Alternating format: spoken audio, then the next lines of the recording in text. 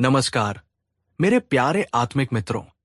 आज हम एक ऐसी अदृश्य जेल के बारे में बात करने जा रहे हैं जिसमें हम में से ज्यादातर लोग जाने अनजाने अपनी पूरी जिंदगी गुजार देते हैं। ये एक ऐसी गुलामी है जिसकी बेड़ियां हमें दिखाई नहीं देती, पर वे हमारे हर फैसले को, हमारे हर कदम को और हमारी हर सोच को नियंत्रित करती है। इस जेल का नाम है अंधविश्वास। जरा एक पल के लिए रुककर सोचिए, कितनी बार आपने एक जरूरी काम पर जाने से पहले सिर्फ इसलिए कदम रोक लिए क्योंकि किसी ने छीन दिया था? कितनी बार आपने एक बहुत अच्छा अवसर सिर्फ इसलिए गवा दिया क्योंकि आपके रास्ते से एक काली बिल्ली गुजर गई थी? कितनी बार आपने अपनी मेहनत और अपनी योग्यता पर भरोसा करने के बजाय किसी पत्थर, किसी धागे या किसी तथाकथित शुभ मुहूर्त पर अपनी सफलता को टिका दिया? ये अंधविश्वास, ये अंधी आस्था धीरे धीरे हमारी तर्क करने की शक्ति को, हमारे आत्मविश्वास को और हमारी आंतरिक स्वतंत्रता को दीमक की तरह खा जाती है। ये हमें एक शक्तिशाली, स्वतंत्र इंसान से एक डरा हुआ, आश्रित और भाग्य का गुलाम बना देती है। हम अपने जीवन के चालक, ड्राइवर बनने के बजाय एक असहाय यात्री बन जाते हैं जो हर मोड़ पर शकुन अपशकुन के संकेतों का इंतजार करता है। लेकिन सवाल यह है, ये अंधविश्वास जन्म कहां से लेता है? क्या इन तथाकथित संकेतों में कोई सच्चाई है? और क्या इस मानसिक गुलामी से बाहर निकलने का कोई रास्ता है? हां मेरे दोस्तों, इसका रास्ता है।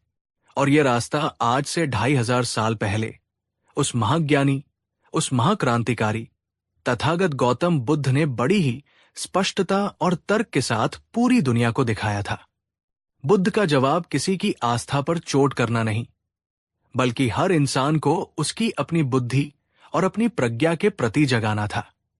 तो अगर आप भी इन व्यर्थ के डरों और बंधनों से मुक्त होकर एक तर्कसंगत, आत्मविश्वासी और स्वतंत्र जीवन जीना चाहते हैं, तो इस वीडियो को अंत तक बहुत बहुत ध्यान से देखिएगा, क्योंकि आज हम बुद्ध की उन शिक्षाओं की गहराइयों में उतरेंगे जो आपको अपनी जिंदगी की बागडोर वापस अपने हाथों में लेने की शक्ति देंगी। इस मुक्ति की यात्रा को शुरू करने से पहले मेरा आपसे एक छोटा सा निवेदन है। ये ज्ञान हर उस व्यक्ति तक पहुंचना चाहिए जो आज भी इन अदृश्य बेड़ियों में जकड़ा हुआ है। अगर आप भी ऐसा मानते हैं तो इस वीडियो को अभी एक लाइक देकर अपना समर्थन व्यक्त करें और नीचे कमेंट्स में पूरी ईमानदारी से बताइए, क्या कोई ऐसा अंधविश्वास है जिसे आप आज भी जानते या अनजाने में मानते हैं? आपका ये स्वीकार करना ही इस जेल से बाहर निकलने का पहला कदम होगा। तो चलिए उस युग में चलते हैं जब अंधविश्वास और कर्मकांड अपने चरम पर थे और देखते हैं कि बुद्ध ने इस अंधेरे पर प्रज्ञा का प्रकाश कैसे डाला। ये समझना बहुत जरूरी है कि बुद्ध का जन्म एक ऐसे समय में हुआ था जब भारतीय समाज अंधविश्वासों और जटिल कर्मकांडों के घने कोहरे से ढका हुआ था। आम आदमी का जीवन हर पल शकुन अपशकुन, शुभ अशुभ और ग्रहनस्त्रों के भय से नियंत्रित होता था। यात्रा पर निकलने से पहले दिशाशूल देखा जाता था। व्यापार शुरू करने से पहले ज्योतिषियों से मुहूर्त निकलवाया जाता था। बीमार पड़ने पर दवा से ज्यादा झाड़फूंक और बलि पर भरोसा किया जाता था। ये माना जाता था कि नदियों में स्नान करने से पाप धुल जाते हैं और बड़े बड़े यज्ञ करने से देवता प्रसन्न होकर कोई भी मनोकामना पूरी कर सकते हैं। धर्म का स्वरूप बहुत ही बाहरी और भय पर आधारित हो गया था। लोगों को यह सिखाया जाता था कि उनकी अपनी बुद्धि, उनका अपना विवेक तुच्छ है। उन्हें सिर्फ वेदों, शास्त्रों और ब्राह्मणों द्वारा बताई गई बातों पर आंख बंद करके विश्वास करना है। प्रश्न पूछना, तर्क करना या किसी भी परंपरा पर संदेह करना पाप माना जाता था। लोगों को यह विश्वास दिलाया गया था कि उनका जीवन उनके अपने कर्मों के हाथ में नहीं, बल्कि ग्रहों की चाल, देवताओं की कृपा और बाहरी संकेतों के हाथ में है। वे अपनी सफलताओं का श्रेय देवताओं को और अपनी असफलताओं का दोष अपने बुरे भाग्य या किसी अपशकुन को दे देते थे। इस पूरे माहौल ने आम आदमी को मानसिक रूप से एक गुलाम बना दिया था। वो अपनी जिंदगी की जिम्मेदारी लेने से डरता था। वो हर निर्णय के लिए किसी बाहरी शक्ति या संकेत पर निर्भर था।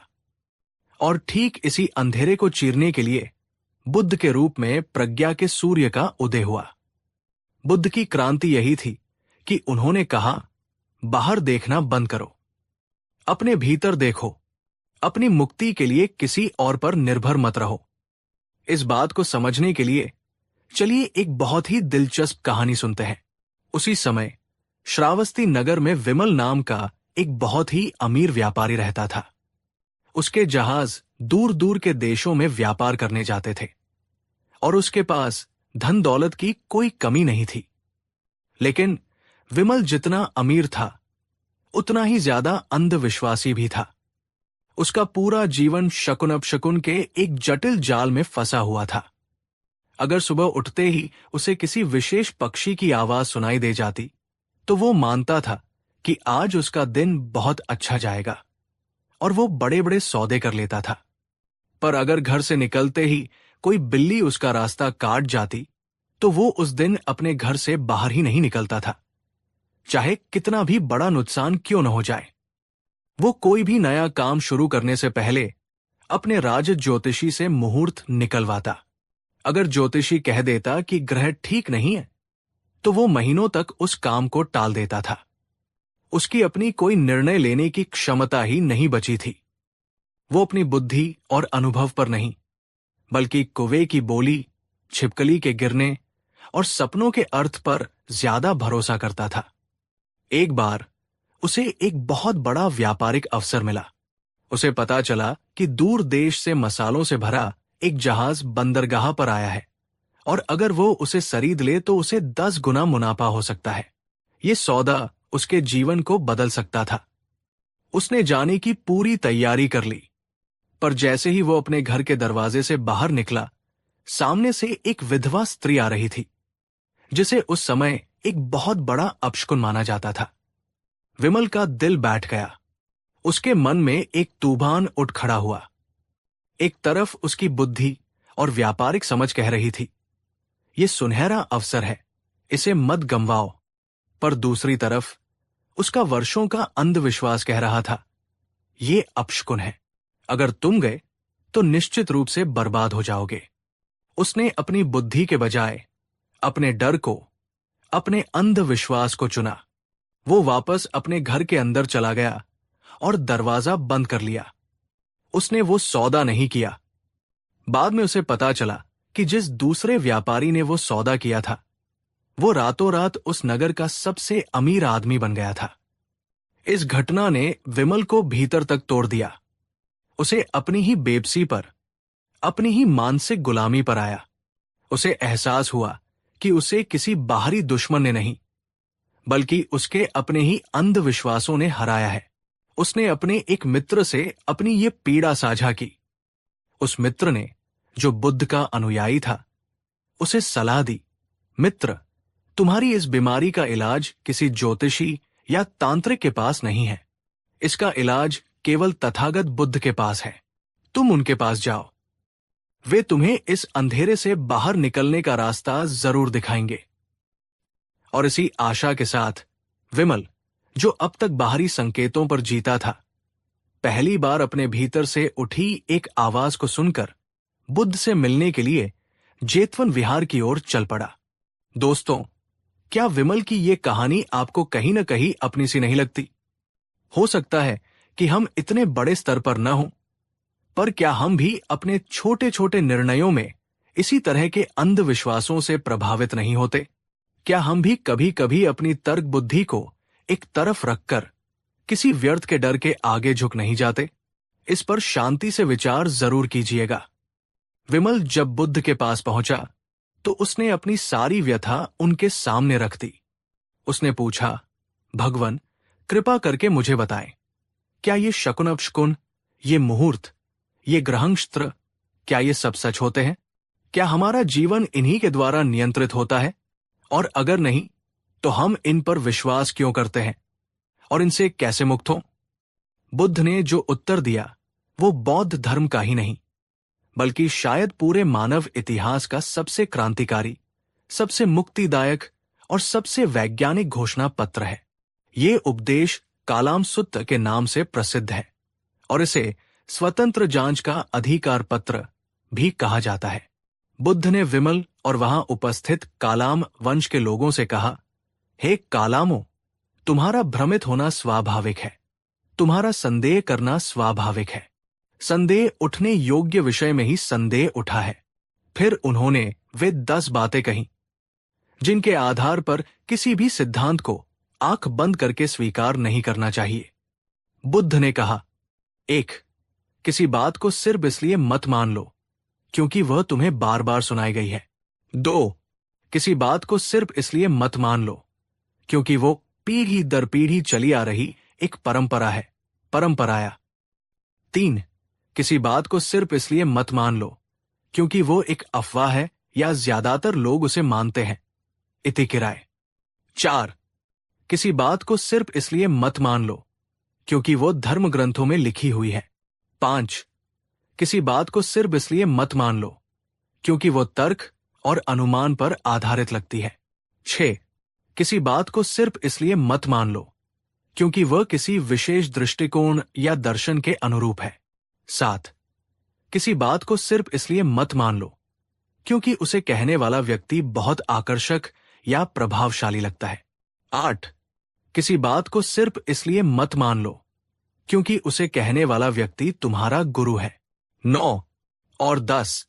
बुद्ध ने अंत में कहा, हे कालामो, जब तुम स्वयं अपनी ही बुद्धि से, अपने ही अनुभव से ये जानो कि ये बातें अकुशल हैं, ये बातें दोषपूर्ण हैं, इन बातों का आचरण करने से अहित और दुख होता है, तो उन बातों को छोड़ दो। और जब तुम स्वयं अपनी ही बुद्धि से, अपने ही अनुभव से ये जानो कि ये बातें कुशल हैं, ये बातें निर्दोष है, इन बातों का आचरण करने से हित और सुख होता है, तो उन बातों को स्वीकार करो और उनका आचरण करो। ये सुनकर विमल और वहां उपस्थित सभी लोग स्तब्ध रह गए। बुद्ध ने उनसे उनकी आस्था नहीं छीनी थी, बल्कि उन्होंने आस्था को अंधी होने से बचाकर उसे प्रज्ञा और अनुभव की आंखें दे दी थी। उन्होंने हर इंसान को ये अधिकार और ये जिम्मेदारी दी थी कि वो किसी भी बात को स्वीकार करने से पहले उसे अपनी तर्क, विवेक और अनुभव की कसौटी पर कसे। दोस्तों, ये कालाम सुत्त आज के इस फेक न्यूज और गलत सूचना के युग में कितना ज्यादा प्रासंगिक है। बुद्ध हमें सिखा रहे हैं कि सुनी सुनाई बातों पर नहीं, बल्कि जांची परखी सच्चाई पर विश्वास करो। अगर बुद्ध का ये वैज्ञानिक और तर्कपूर्ण दृष्टिकोण आपको पसंद आया है और आप भी अपने जीवन में इसे अपनाने का संकल्प लेते हैं, तो इस वीडियो को एक जोरदार लाइक जरूर कीजिए। ये समझाने के लिए कि सिर्फ अंधी आस्था बिना सही कर्म के क्यों व्यर्थ है, बुद्ध ने एक बहुत ही रोचक कहानी सुनाई। उन्होंने कहा, एक बार एक व्यक्ति को एक बहुत ही तेज बहती हुई नदी को पार करना था, पर उसे तैरना नहीं आता था और न ही उसके पास नाव थी। वो नदी के इस किनारे पर खड़ा हो गया, उसने हाथ जोड़े और जोर जोर से चिल्लाने लगा, हे उस पार, हे नदी के दूसरे किनारे, कृपा करके यहां आ जाओ ताकि मैं तुम्हारे ऊपर चढ़कर उस पार जा सकूं। वो सुबह से शाम तक पूरी श्रद्धा और आस्था के साथ यही प्रार्थना करता रहा, हे उस पार, यहां आ जाओ। बुद्ध ने विमल से पूछा, अब बताओ विमल, क्या उस व्यक्ति की प्रार्थना से नदी का दूसरा किनारा कभी उसके पास आएगा? क्या वो कभी नदी पार कर पाएगा? विमल ने हंसते हुए कहा, नहीं भगवान, ये तो सरासर मूर्खता है। उसे प्रार्थना करने के बजाय या तो तैरना सीखना चाहिए या लकड़ियां इकट्ठा करके नाव बनानी चाहिए। बुद्ध ने कहा, बिल्कुल सही। ठीक इसी तरह जो लोग अपने जीवन को सुधारने के लिए सही कर्म, पुरुषार्थ नहीं करते और सिर्फ बाहरी संकेतों, शकुन और भाग्य के भरोसे बैठकर प्रार्थना करते रहते हैं, वे उसी मूर्ख व्यक्ति की तरह हैं जो नदी के किनारे को अपने पास बुला रहा है। काली बिल्ली तुम्हारा रास्ता नहीं काटती, वो सिर्फ अपने रास्ते जा रही होती है। छींक आना एक शारीरिक क्रिया है, कोई अपशकुन नहीं। तुम्हारे जीवन की सफलता या असफलता इन बाहरी संकेतों पर नहीं, बल्कि तुम्हारे अपने कर्म पर, तुम्हारी अपनी सोच पर और तुम्हारे अपने विवेकपूर्ण निर्णयों पर निर्भर करती है। तो अब प्रश्न ये उठता है कि अगर अंधविश्वास तर्कहीन है, तो हम उन पर विश्वास करते क्यों हैं? बुद्ध के अनुसार इसके पीछे हमारे मन के गहरे भय काम करते हैं। अज्ञात का भय, फियर ऑफ द अननोन, भविष्य अनिश्चित है और हम इस अनिश्चितता से डरते हैं। अंधविश्वास हमें एक झूठा एहसास देते हैं कि हम भविष्य को नियंत्रित कर सकते हैं या उसके बारे में जान सकते हैं। जिम्मेदारी से पलायन, अपनी असफलताओं की जिम्मेदारी लेना कठिन होता है। ये कहना बहुत आसान है कि मेरी किस्मत शराब थी या अपशकुन हो गया था। तो बुद्ध का समाधान क्या है? बुद्ध ने अंधविश्वास के इस अंधेरे को मिटाने के लिए 3 शक्तिशाली दीपक दिए। 1. कर्म का सिद्धांत। ये बुद्ध की सबसे बड़ी देन है। उन्होंने कहा, भाग्य या संकेतों पर भरोसा करना छोड़ो, कर्म पर भरोसा करो। यद्दिस्स वप्ते बीजा तादिस्स हरते फल। अर्थात मनुष्य जैसा बीज बोता है, वैसा ही फल काटता है। आपके आज के विचार, आज के वचन और आज के कर्म ही आपके कल का निर्माण कर रहे हैं। अपनी जिंदगी की बागडोर अपने हाथ में लो। अच्छे बीज बो तो अच्छे फल अवश्य मिलेंगे। 2. प्रज्ञा और विवेक। हर बात पर प्रश्न करना सीखो। क्यों? पूछने से मत डरो। हर विश्वास को कालाम सुत की कसौटी पर कसो। जब तुम अपनी तर्क बुद्धि को जगा लोगे, तो अंधविश्वास का अंधेरा अपने आप छंटने लगेगा। 3. सजगता और ध्यान। ध्यान का अभ्यास हमें अपने ही मन के खेल को देखना सिखाता है। जब तुम ध्यान में ये देखते हो कि कैसे तुम्हारे भीतर ही डर पैदा होता है और कैसे वो सिर्फ एक विचार है, एक भावना है जो आती है और चली जाती है, तो तुम उसके गुलाम नहीं रह जाते, तुम उसके मालिक बन जाते हो। अगली बार जब कोई अंधविश्वास तुम्हारे मन में डर पैदा करे, जैसे बिल्ली का रास्ता काटना, तो डरो मत। रुको, एक गहरी सांस लो और एक साक्षी की तरह अपने ही मन में उठ रहे उस डर को देखो। तुम पाओगे कि वो डर सिर्फ एक पुरानी आदत है, एक मानसिक पैटर्न है जिसमें कोई वास्तविक शक्ति नहीं है। विमल ने बुद्ध की इन शिक्षाओं को अपने हृदय में उतार लिया। वो वापस श्रावस्ती लौटा, पर अब वो एक नया इंसान था। कुछ दिनों बाद जब वो एक बहुत बड़े सौदे के लिए जा रहा था, तो फिर से एक काली बिल्ली ने उसका रास्ता काटा। एक पल के लिए उसके मन में पुराना डर उठा, पर फिर उसे बुद्ध के शब्द याद आए। वो मुस्कुराया और बिना रुके पूरे आत्मविश्वास के साथ आगे बढ़ गया। उस दिन उसने अपने जीवन का सबसे बड़ा और सबसे सफल सौदा किया। उसने ज्योतिषियों से पूछना बंद कर दिया और अपनी व्यापारिक बुद्धि और अनुभव पर भरोसा करना शुरू कर दिया। उसने शकुन अपशकुन के भय से मुक्त होकर जिम्मेदारी और विवेक के साथ जीना शुरू कर दिया। वो पहले से कहीं ज्यादा सफल और सबसे महत्वपूर्ण, पहले से कहीं ज्यादा शांत और स्वतंत्र हो गया था। दोस्तों, बुद्ध का संदेश बहुत ही स्पष्ट और मुक्तिदायक है। तुम किसी अंधविश्वास के, किसी बाहरी संकेत के या किसी भाग्य के गुलाम नहीं हो। तुम अपने ही कर्मों के, अपनी ही सोच के निर्माता हो। अगर बुद्ध की ये क्रांतिकारी शिक्षा आपके मन को छू गई है और आपको अपनी मानसिक स्वतंत्रता का मार्ग दिखा पाई है, तो इस वीडियो को शेयर करके इस ज्ञान के प्रकाश को उन तक भी पहुंचाइए जो आज भी अंधविश्वासों के अंधेरे में जी रहे हैं। और आज का सबसे महत्वपूर्ण संकल्प, क्या आप आज से ये संकल्प लेते हैं कि आप अपने जीवन के निर्णय अपनी बुद्धि और विवेक से लेंगे, न कि किसी व्यर्थ के डर या अंधविश्वास से? नीचे कमेंट करके अपना संकल्प हमारे इस जागरूक समुदाय के साथ साझा करें। अंत में बस इतना याद रखें, असली मंदिर आपके भीतर है, असली गुरु आपकी अपनी प्रज्ञा है और असली भाग्य आपके अपने कर्म है। अपने मन के मालिक बनिए, इस गहरी और मुक्तिदायक यात्रा में मेरे साथ बने रहने के लिए आपका हृदय से धन्यवाद। और हाँ, हमारे इस परिवार का हिस्सा बने रहने के लिए चैनल को सब्सक्राइब करना न भूलें। आप स्वतंत्र हो, आप निर्भय हो, आप प्रज्ञावान हो। नमो बुद्धाय। कहानी 2। नमस्कार मेरे प्यारे आत्मिक मित्रों। आज हम जीवन के उस सबसे मौलिक, सबसे महत्वपूर्ण सिद्धांत पर बात करने जा रहे हैं, जिसे सीखे बिना कोई भी व्यक्ति न तो सच्ची स्वतंत्रता पा सकता है, न सच्चा आत्मविश्वास और न ही स्थायी खुशी। और वो सिद्धांत है अपने दम पर जीना सीखना। ये सुनने में शायद बहुत सामान्य लगे, पर जरा गहराई से सोचिए। अपने दम पर जीना सिर्फ आर्थिक रूप से आत्मनिर्भर होने की बात नहीं है। इसका गहरा अर्थ है मानसिक, भावनात्मक, बौद्धिक और आध्यात्मिक रूप से आत्मनिर्भर बनना। हम में से कितने ही लोग हैं जो उम्र में तो बड़े हो जाते हैं, पर जीवन भर दूसरों की अदृश्य बैसाखियों के सहारे ही चलते रहते हैं। हम अपने निर्णयों के लिए दूसरों की मंजूरी और सलाह पर निर्भर रहते हैं। हम अपनी खुशी और भावनात्मक स्थिरता के लिए दूसरों के व्यवहार और प्रशंसा पर निर्भर रहते हैं। हम अपनी प्रेरणा और मोटिवेशन के लिए बाहरी गुरुओं और वीडियो पर निर्भर रहते हैं। और हम अपनी समस्याओं के समाधान के लिए भी हमेशा किसी और की ओर, किसी चमत्कार की ओर ही देखते हैं।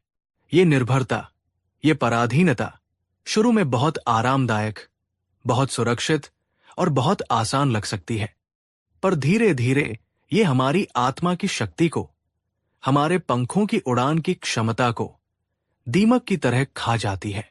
ये हमें एक शक्तिशाली, स्वतंत्र इंसान से एक कमजोर, आश्रित और भयभीत प्राणी में बदल देती है। आज हम जानेंगे कि आज से 2500 साल पहले तथागत गौतम बुद्ध ने आत्मनिर्भरता एल, जिसे पाली में अत्तसरण कहते हैं, को अपनी शिक्षाओं का केंद्र बिंदु क्यों बनाया। उन्होंने अपने भिक्षुओं और अनुयायियों को बार बार ये क्यों सिखाया कि तुम्हें अपनी मुक्ति के लिए, अपनी शांति के लिए स्वयं अपना दीपक बनना होगा। अब दीपो भव। तो अगर आप भी दूसरों पर निर्भरता की इन अदृश्य बेड़ियों को तोड़कर एक आत्मविश्वासी, स्वतंत्र, शक्तिशाली और सही मायने में एक वयस्क जीवन जीना चाहते हैं, तो इस वीडियो को अंत तक बहुत बहुत ध्यान से देखिएगा, क्योंकि आज की ये कहानी और ये ज्ञान आपके भीतर उस सोए हुए स्वाभिमान और उस छिपे हुए बुद्ध को जगा सकता है, जो आपको अपने पैरों पर शान से खड़ा होना सिखाएगा। तो चलिए उस प्रज्ञापूर्ण दृष्टि को जगाने का प्रयास करते हैं, जो हमें दूसरों का हाथ छोड़कर अपना हाथ थामना सिखाती है। अपने दम पर जीने का सबसे बड़ा, सबसे जीवंत और सबसे प्रेरक उदाहरण स्वयं बुद्ध के जीवन से ही शुरू होता है। कल्पना कीजिए, एक राजकुमार जिसका नाम था सिद्धार्थ गौतम। वे कपिलवस्तु के महाराजा शुद्धोधन के इकलौते पुत्र थे।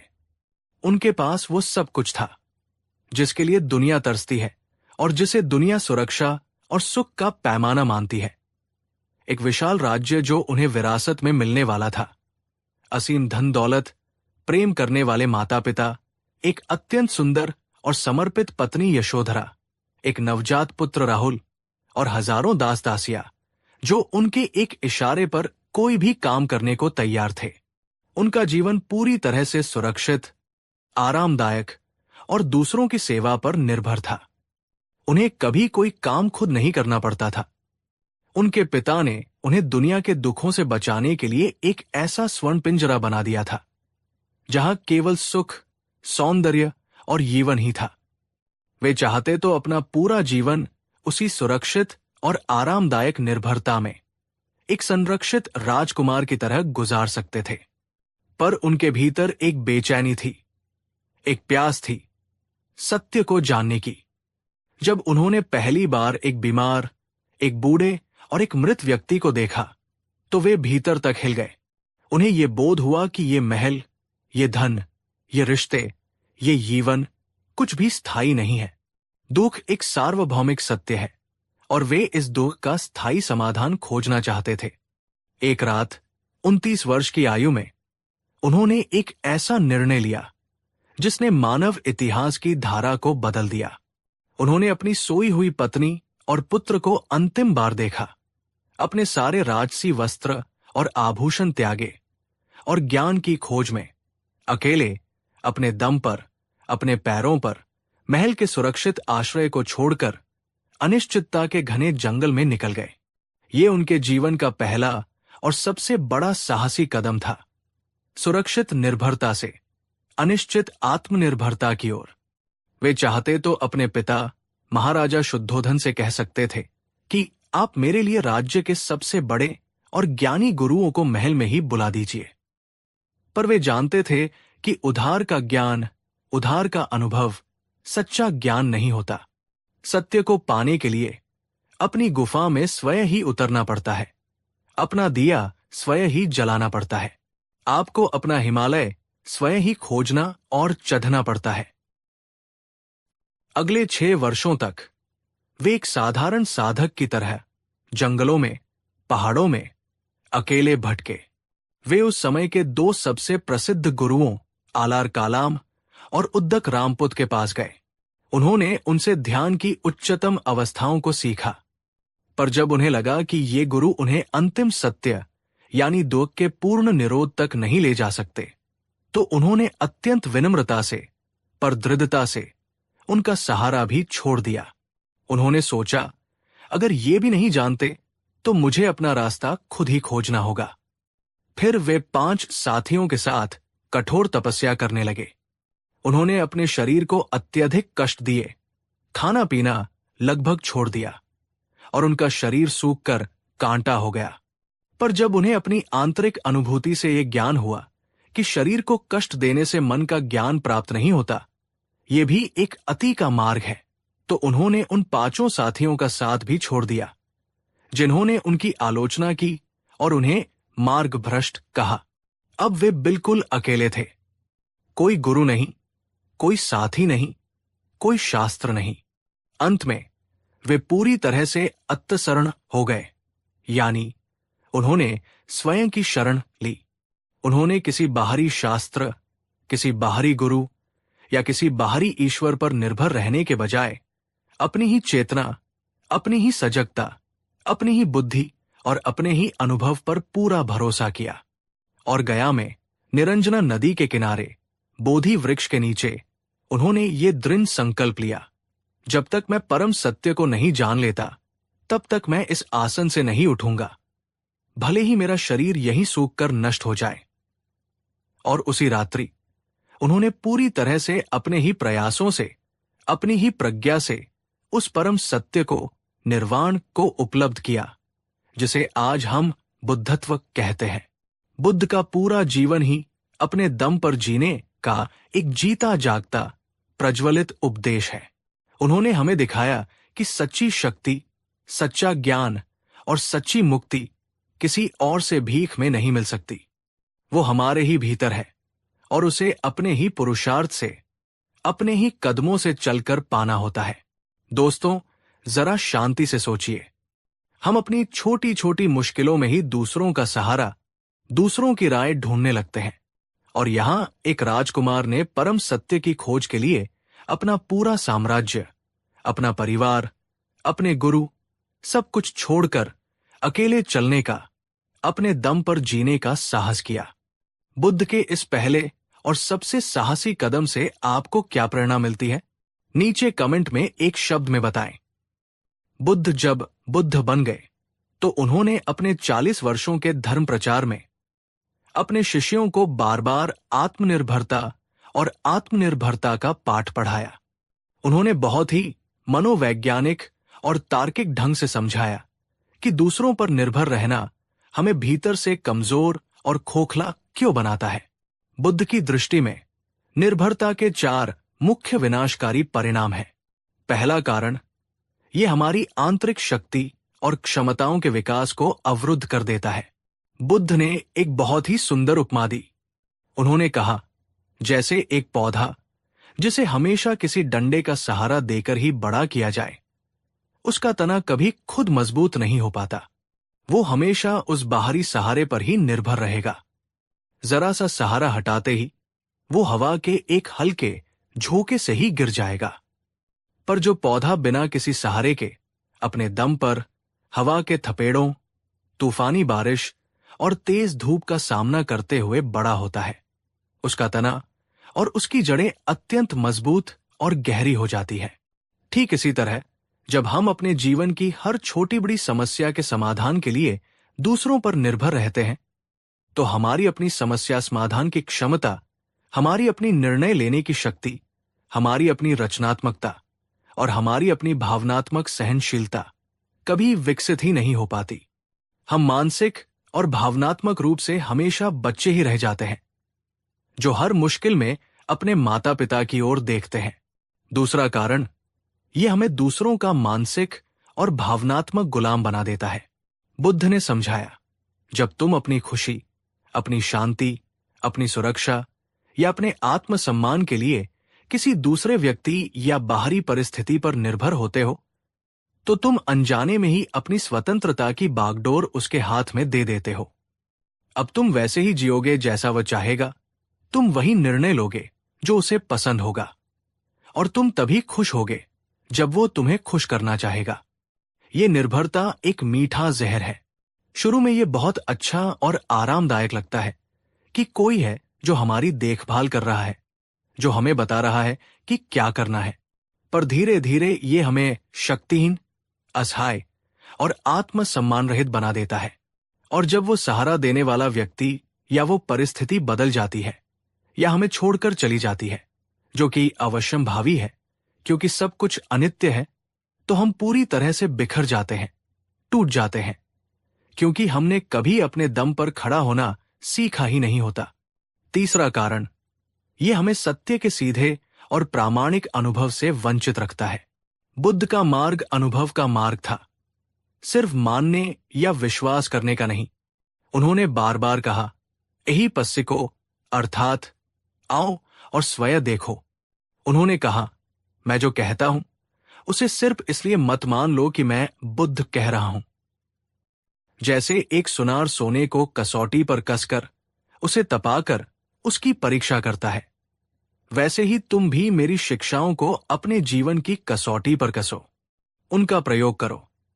और जब तुम्हें स्वयं उनका अनुभव हो, जब तुम स्वयं देखो कि वे तुम्हारे दुख को कम कर रही है और तुम्हें शांति दे रही है, तभी उन्हें स्वीकार करो। जब तुम दूसरों के बताए रास्ते पर आंख बंद करके चलते हो, तो तुम एक अंधे व्यक्ति की तरह हो जो किसी और के कंधे पर हाथ रखकर चल रहा है। तुम मंजिल तक पहुंच भी जाओ तो भी तुम्हें रास्ते का कोई ज्ञान, कोई अनुभव नहीं होगा। पर जब तुम अपनी आंखें खोलकर, अपनी बुद्धि का प्रयोग करके, ठोकरें खाकर, गिरकर, संभलकर अपना रास्ता खुद बनाते हो, तो तुम मंजिल पर एक ज्ञानी की तरह पहुंचते हो। तुम्हें रास्ते के हर पत्थर, हर मोड़, हर फूल और हर कांटे का प्रामाणिक अनुभव होता है। यही सच्चा ज्ञान है, यही सच्ची प्रज्ञा है। चौथा कारण, ये कर्म के सिद्धांत के विरुद्ध है। बुद्ध की सबसे बड़ी शिक्षाओं में से एक है कर्म का सिद्धांत। मनुष्य जैसा बीज बोता है, वैसा ही फल काटता है। आपके सुख और दुख का कारण कोई बाहरी ईश्वर, कोई भाग्य या कोई दूसरा व्यक्ति नहीं है। आपके सुख और दुख का कारण आपके अपने ही कुशल और अकुशल कर्म है। जब हम दूसरों पर निर्भर रहते हैं, तो हम अनजाने में ही अपने जीवन की जिम्मेदारी लेने से बचते हैं। हम अपनी असफलताओं का दोष दूसरों पर या भाग्य पर मत देते हैं। आत्मनिर्भरता का अर्थ है अपने जीवन की, अपने कर्मों की और उनके परिणामों की पूरी जिम्मेदारी लेना। ये कहना कि मेरा जीवन मेरी रचना है और इसे बदलने की शक्ति भी मेरे ही हाथ में है। दोस्तों, बुद्ध का ये गहन विश्लेषण हमें आईना दिखाता है। क्या आप भी अपने जीवन में किसी ऐसे व्यक्ति को जानते हैं जो अत्यधिक निर्भरता के कारण अपनी पूरी क्षमता को कभी उपयोग ही नहीं कर पाया? अगर बुद्ध की ये शिक्षा आपको आत्मनिर्भरता के गहरे महत्व को समझा रही है, तो इस वीडियो को एक लाइक करें और कमेंट में बताएं कि इन 4 कारणों में से कौन सा कारण आपको सबसे ज्यादा सोचने पर मजबूर करता है। अपने दम पर जीने का, अपने पैरों पर चलने का ये संदेश इतना केंद्रीय और महत्वपूर्ण था कि बुद्ध ने अपने जीवन की अंतिम घड़ियों में अपने महापरिनिर्वाण से ठीक पहले इसे अपनी सबसे महत्वपूर्ण और अंतिम शिक्षा के रूप में दोहराया। उनके सबसे प्रिय शिष्य आनंद, जो बुद्ध से अत्यंत प्रेम करते थे और उन पर पूरी तरह निर्भर थे, बुद्ध के जाने की बात सोचकर फूट फूट कर रो रहे थे। उन्होंने बुद्ध से पूछा, भगवान, आपके बिना हमारा क्या होगा? जब आपकी ये काया नहीं रहेगी तो संघ का मार्गदर्शन कौन करेगा? हम किसका सहारा लेंगे? कौन हमें प्रकाश दिखाएगा? बुद्ध ने, जो 80 वर्ष की आयु में शारीरिक पीड़ा में थे, आनंद को अपने पास बुलाया और वे ऐतिहासिक अमर शब्द कहें जो आज भी करोड़ों लोगों के लिए स्वतंत्रता और आत्मशक्ति का महामंत्र है। उन्होंने कहा, आनंद, इसलिए अप दीपो भव, अपसरणा अनः सरणा, अर्थात तुम स्वयं अपने दीपक बनो, स्वयं अपनी शरण में जाओ, किसी और की शरण में नहीं। उन्होंने समझाया, आनंद, तुम ये क्यों सोचते हो कि मैं तुम्हें छोड़कर जा रहा हूं? ये शरीर, ये काया अनित्य थी, इसे तो जाना ही था। पर मैंने जो धम्म, प्रकृति का नियम, सत्य तुम्हें सिखाया है वो शाश्वत है।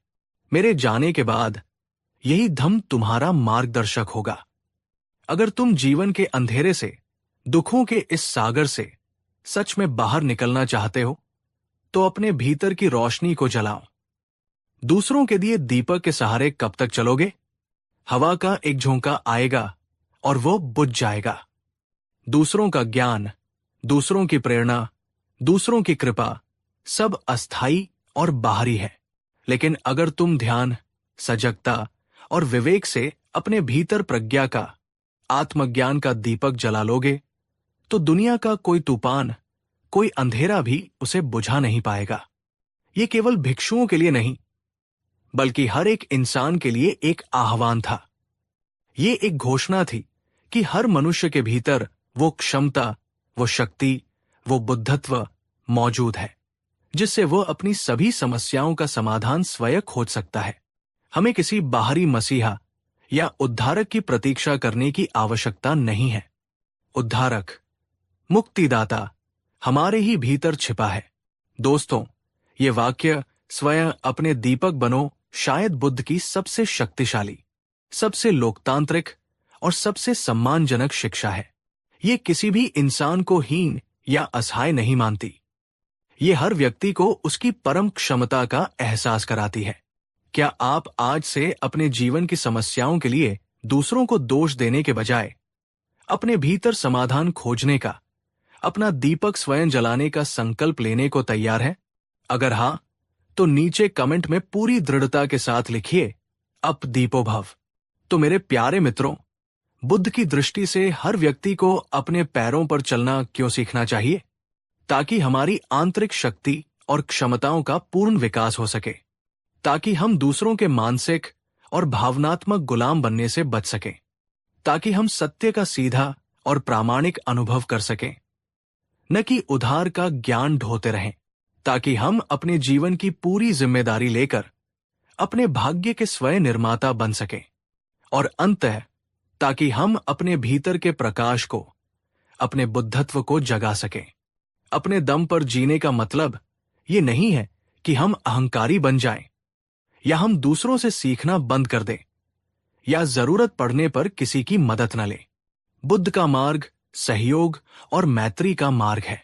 इसका अर्थ यह है कि अंतिम निर्णय, अंतिम जिम्मेदारी और अंतिम भरोसा हमेशा स्वयं पर हो।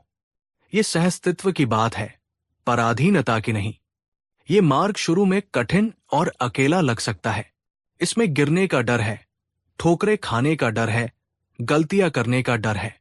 पर यही वो मार्ग है जो आपको एक निर्भर, भयभीत बच्चे से एक स्वतंत्र, आत्मविश्वासी और प्रज्ञावान वयस्क में रूपांतरित करता है। तो आज उस अदृश्य बैसाखी को फेंकने का साहस करें जिसके सहारे आप अब तक चल रहे थे। अपने पैरों पर लड़खड़ाएं, गिरें पर फिर से उठें, क्योंकि हर बार जब आप गिरकर खुद उठेंगे, आपके पैर, आपका मन और आपकी आत्मा पहले से कहीं ज्यादा मजबूत हो जाएंगे। अंत में बस बुद्ध के उन अंतिम अमर शब्दों को याद रखें। स्वयं अपने दीपक बनो। तुम पर्याप्त हो, तुम समर्थ हो, तुम स्वयं प्रकाश हो। इस गहरी और मुक्तिदायक यात्रा में मेरे साथ बने रहने के लिए आपका हृदय से धन्यवाद। आपके कदमों में शक्ति आए और आपकी उड़ान ऊंची हो, यही मेरी कामना है। नमो बुद्धाय। कहानी 3। दोस्तों, जरा एक पल के लिए रुककर सोचिए। हर सुबह जब सूरज की पहली किरण धरती को छूती है तो हमारे देश के करोड़ों घरों में घंटियां बजती हैं, दीपक जलते हैं, अगरबत्तियों की सुगंध फैलती है और मंत्रों का जाप होता है। लोग मंदिरों में जाते हैं, मस्जिदों में सिर झुकाते हैं, चर्च में प्रार्थना करते हैं। हम सब किसी न किसी रूप में पूजा पाठ, इबादत या प्रार्थना करते हैं। ये हमारी संस्कृति का, हमारी परंपरा का और हमारी आस्था का एक अभिन्न अंग है। लेकिन इस सब के बीच एक सवाल है जो हमेशा हवा में तैरता रहता है। एक ऐसा सवाल जो हर जिज्ञासु मन में कभी न कभी जरूर उठता है। क्या वास्तव में पूजा करना जरूरी है? क्या फूल चढ़ाने, दीपक जलाने या मंत्र पढ़ने से हमारे जीवन का दुख सचमुच मिट सकता है? या पूजा सिर्फ एक परंपरा है, एक रस्म है जिसे हम बिना समझे पीढ़ी दर पीढ़ी बस निभाते चले जा रहे हैं? ठीक यही सवाल उस समय भी उठता था जब आज से लगभग 2500 साल पहले भारत की धरती पर तथागत गौतम बुद्ध अपनी ज्ञान की रोशनी फैला रहे थे। आज के इस एपिसोड में और आने वाली पूरी सीरीज में हम इसी सवाल की जड़ तक जाएंगे। आप सुनेंगे बुद्ध की अपनी वाणी, उनके जीवन के वास्तविक किस्से, उनके शिष्यों के अनुभव और उस सवाल का वह चौंकाने वाला, वो क्रांतिकारी उत्तर जिसने उस समय के पूरे धार्मिक और सामाजिक परिदृश्य को हमेशा के लिए बदल कर रख दिया था। तो इस यात्रा में मेरे साथ अंत तक बने रहिएगा, क्योंकि ये सिर्फ एक कहानी नहीं, बल्कि आपकी अपनी आस्था, आपकी अपनी पूजा और आपके अपने जीवन को एक नई गहरी दृष्टि से देखने का एक अवसर है। तो चलिए समय के पार चलते हैं, उस युग में जब बुद्ध स्वयं उपस्थित थे, और देखते हैं कि उस समय का माहौल कैसा था। बुद्ध के समय का भारत आज की तरह ही एक अत्यंत धार्मिक देश था, पर उस समय की धार्मिकता का स्वरूप बहुत भिन्न था।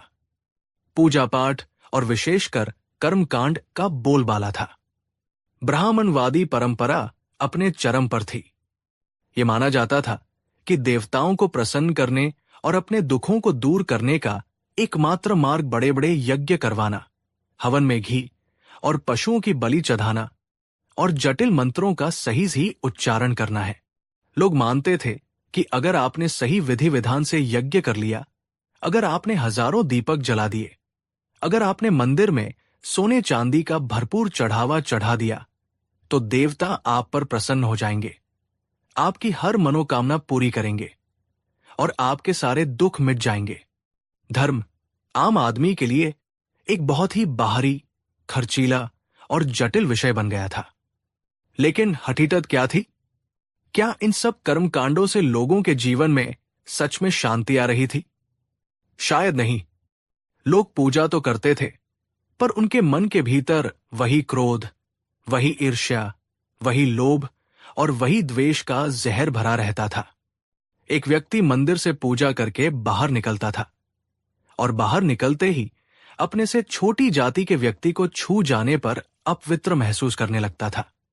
एक राजा हजारों पशुओं की बलि देकर यज्ञ करता था और फिर अपने पड़ोसी राज्य पर आक्रमण करके लाखों लोगों को मार देता था। पूजा और जीवन के आचरण में एक बहुत बड़ी खाई पैदा हो गई थी। धर्म सिर्फ एक बाहरी दिखावा, एक रस्म बनकर रह गया था, जिसका आत्मा की शुद्धि से कोई लेना देना नहीं था। क्या आज भी आपको ये खाई नजर नहीं आती? क्या आपने कभी किसी ऐसे व्यक्ति को देखा है जो मंदिर में तो बड़े श्रद्धा भाव से पूजा करता है, पर मंदिर से बाहर निकलते ही किसी तरीब से या अपने घर के सदस्यों से ही बदसलूकी से बात करता है? अगर हां, तो समझिए यही माहौल बुद्ध के समय भी था। और बुद्ध इसी पाखंड पर प्रहार करने आए थे। एक दिन की बात है, बुद्ध राजगृह के पास वैणुवन विहार में ठहरे थे। सुबह का समय था। सूरज की हल्की सुनहरी किरणें बांस के झुरमुटों से छनकर आ रही थी और वातावरण में एक अद्भुत शांति व्याप्त थी। सैकड़ों लोग, भिक्षु और गृहस्थ बुद्ध को सुनने के लिए मौन होकर बैठे थे। उसी भीड़ में एक श्रद्धालु खड़ा हुआ। उसका नाम कश्यप था। वो एक धनी व्यापारी था और अत्यंत श्रद्धालु भी। उसके माथे पर चंदन का तिलक लगा था, गले में तुलसी की माला थी और उसके हाथ में पूजा की एक सुंदर थाली थी जिसमें फूल, फल और एक जलता हुआ दीपक था। वह धीरे धीरे आगे आया, बुद्ध के चरणों में अपनी थाली रखी, उन्हें प्रणाम किया और हाथ जोड़कर बोला, भगवान, तथागत, मैं जीवन भर से ईश्वर की पूजा करता आया हूं। मैंने सुना है कि आप और आपका संघ पूजा पाठ और देवाराधना को अधिक महत्व नहीं देते, लेकिन हम तो बचपन से यही सीखते और देखते आए हैं कि पूजा किए बिना जीवन अधूरा है और ईश्वर की कृपा के बिना मुक्ति संभव नहीं है। उसने अपनी आवाज में पूरी विनम्रता और जिज्ञासा भरकर पूछा, कृपा करके मेरा मार्गदर्शन करें। भगवान, क्या सचमुच पूजा करना जरूरी नहीं है? क्या पूजा के बिना देवता और ईश्वर प्रसन्न नहीं होते? क्या ये सब व्यर्थ है? ये एक ऐसा सीधा और साहसिक प्रश्न था कि पूरी सभा में एक गहरा सन्नाटा छा गया। सब लोग अपनी सांस रोके बुद्ध के उत्तर की प्रतीक्षा करने लगे। लोगों की आंखों में कौतूहल था।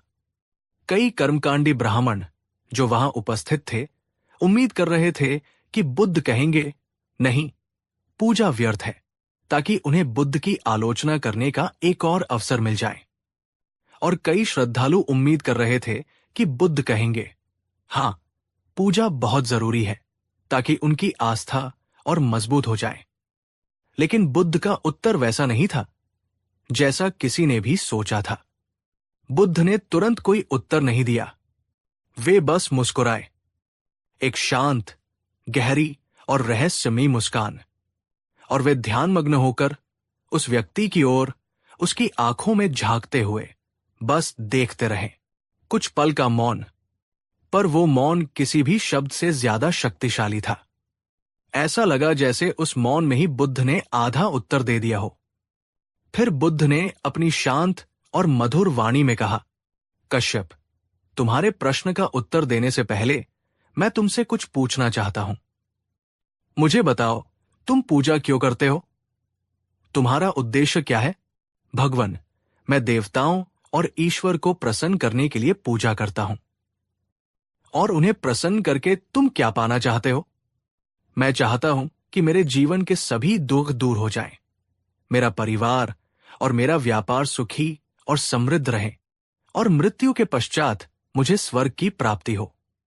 बुद्ध ने धीरे से सिर हिलाया और कहा, तो तुम मानते हो कि फूल चढ़ाने से, दीपक जलाने से तुम्हारे दुख दूर हो सकते हैं? हां प्रभु, यही तो हमें हमारे शास्त्रों और हमारी परंपराओं ने सिखाया है। बुद्ध की मुस्कान और भी गहरी हो गई। उन्होंने अपने हाथ से कश्यप द्वारा चढ़ाई गई पूजा की थाली में रखे हुए दीपक की लौ की ओर इशारा किया और एक बहुत ही सरल पर गहरा प्रश्न पूछा, कश्यप, अगर ये सुंदर दीपक जल रहा हो पर तुम इसमें और तेल न डालो, तो क्या ये अपनी रोशनी देता रहेगा? कश्यप, नहीं प्रभु, तेल समाप्त होते ही वो बुझ जाएगा। और अगर इस दीपक में तेल तो भरपूर हो पर उसकी बाती ही गीली या खराब हो, तो क्या ये जलेगा? नहीं प्रभु, तब भी ये नहीं जलेगा। बुद्ध ने अपनी भेदक दृष्टि से कश्यप को देखते हुए कहा, तो फिर सोचो कश्यप, अगर तुम्हारा जीवन रूपी दीपक अज्ञान, क्रोध, लोभ और मोह के कीचड़ से भरा हुआ है, अगर तुम्हारे चित्त रूपी बाती ही मैली है, तो सिर्फ बाहरी पूजा पाठ का घी डालने से तुम्हारे भीतर प्रज्ञा का, करुणा का और शांति का शुद्ध प्रकाश कैसे फैलेगा? यह सुनकर कश्यप और पूरी सभा स्तब्ध रह गई। बुद्ध ने एक ही प्रश्न में पूजा के पूरे कर्मकांड की नींव को हिला दिया था। बुद्ध ने अपनी बात को आगे बढ़ाते हुए कहा, कश्यप, पूजा करना बुरा नहीं है, श्रद्धा रखना भी बुरा नहीं है, पर अगर तुम्हारी पूजा सिर्फ एक अंधी परंपरा है, एक यांत्रिक क्रिया है, जिसका तुम्हारे आचरण पर, तुम्हारे मन पर कोई प्रभाव नहीं पड़ रहा, तो उसका कोई मूल्य नहीं है। वो ऐसा ही है जैसे एक सुंदर पर सुगंध रहित फूल। सच्ची पूजा तब होती है जब तुम्हारे भीतर करुणा, प्रेम, दया, शील और सत्य की ज्योति जलती है। सच्ची पूजा केवल मंदिर के गर्भगृह में नहीं, बल्कि तुम्हारे जीवन के हर कर्म में प्रकट होनी चाहिए। फिर बुद्ध ने इस बात को और स्पष्ट करने के लिए एक छोटी सी कहानी सुनाई। कथा, दो पड़ोसी। एक गांव में दो पड़ोसी रहते थे। पहला व्यक्ति, जिसका नाम सोमदत्त था, वो अत्यंत धार्मिक माना जाता था। वो रोज सुबह शाम मंदिर जाता, घंटों तक पूजा करता, लंबे लंबे मंत्रों का जाप करता और हर पूर्णिमा को विशेष अनुष्ठान करवाता था। उसका दूसरा पड़ोसी था धर्मपाल। धर्मपाल पूजा पाठ में ज्यादा विश्वास नहीं करता था। वो कभी कभार ही मंदिर जाता था, पर वो एक अत्यंत ईमानदार और नेक दिल इंसान था। वो पूरी लगन से अपने खेतों में मेहनत करता था, हमेशा सच बोलता था, गांव के हर गरीब और बीमार व्यक्ति की निस्वार्थ भाव से मदद करता था, और उसने कभी किसी भी जीव को जानबूझकर कोई दुख नहीं पहुंचाया था। गांव के ज्यादातर लोग कहते, सोमदत्त कितना बड़ा भक्त है, कितना धार्मिक है, वो जरूर स्वर्ग जाएगा। और ये धर्मपाल तो नास्तिक है, उसे तो नर्क में भी जगह नहीं मिलेगी। लेकिन जब किसी ने उनके जीवन को ध्यान से देखा, तो पाया कि पूजा करने वाला सोमदत्त मन ही मन अपने पड़ोसी धर्मपाल की अच्छी फसल से ईर्ष्या करता था। वो ग्राहकों से झूठ बोलकर अपना सामान बेचता था, और वो अपनी पत्नी और बच्चों पर अक्सर क्रोध करता था। जबकि धर्मपाल, जो पूजा नहीं करता था, उसका हृदय इतना साफ था कि उसके मन में किसी के लिए कोई द्वेष नहीं था। उसके कर्म इतने अच्छे थे कि पूरा गांव उसका सम्मान करता था, और उसका स्वभाव इतना शांत था कि उसके घर में हमेशा प्रेम का वातावरण रहता था। कहानी समाप्त करके बुद्ध ने पूरी सभा से पूछा, अब आप सब बताइए, इन दोनों में से असली पूजा कौन कर रहा है? ईश्वर या प्रकृति का सच्चा सम्मान कौन कर रहा है?